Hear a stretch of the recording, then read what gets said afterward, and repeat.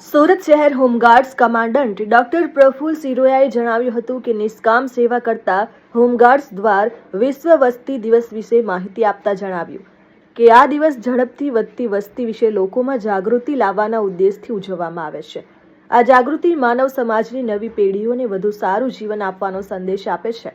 ભવિષ્યમાં બાળકોને વધુ સારું શિક્ષણ, આરોગ્ય, પર્યાવરણ અને અન્ય આવશ્યક સુવિધાઓ પૂરી પાડવા માટે નાના પરિવારની જરૂરિયાત સતત વધી રહી છે। કુદરતી સંસાધનોનો યોગ્ય રીતે ઉપયોગ કરીને માનવ સમાજને શ્રેષ્ઠ સ્થિતિમાં રાખવા અને દરેક માનવીમાં માનવતા જાળવી રાખવા માટે વિશ્વ વસ્તી દિવસનું મહત્વ સમજવું ખૂબ જ મહત્વપૂર્ણ બની ગયું છે।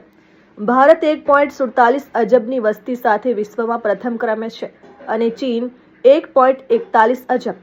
આ વિશ્વ વસ્તી દિવસ પર ચાલો આપણે આપણી પૃથ્વી, આપણા સમાજ પ્રત્યે જાગૃત થઈએ અને વધતી વસ્તીના ખરાબ પ્રભાવોથી લોકોને વાકેફ કરીને અને નાનું કુટુંબ સુખી કુટુંબનો સંદેશ ફેલાવીએ અને સૌને ઘરનું ઘર મળી રહે તેવી શુભકામના।